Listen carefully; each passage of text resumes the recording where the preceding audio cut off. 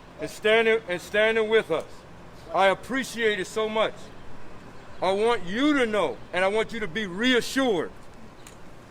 This is only the beginning. That's right. We gotta keep it up. We must work together once and for all and shut this down. That's right. We have too many of our people Yes, sir. being treated as less than on a regular basis. Absolutely. Wait till they realize And they this have money and Yonkers, and let me just be honest with you, Yonkers covers this diversity scam It is a scam. by using the semantics and the language of people of color. When you use people of color, that doesn't have just black, so you put everybody else in it. And then all of a sudden it looks like we're so involved, we're so together. That's not true. And then after all of that is done, when we do the delineation, we only have one black here, one black here. We have over 600 police officers, and 35 are black. Really? We have thousands of teachers, and 176 are black. Really? Oh my God, that's That's a low. problem. Oh wow. Don't think that I don't know this stuff.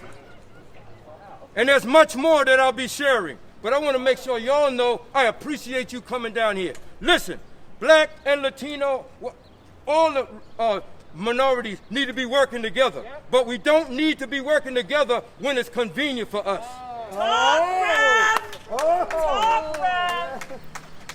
We need to work together no matter what the struggle and what the problem. We need to work together and stand up for everybody. So I need everybody to stand when there's injustice with one person. If one person is being treated wrong, we all supposed to stand. That's right. That's right. All of us.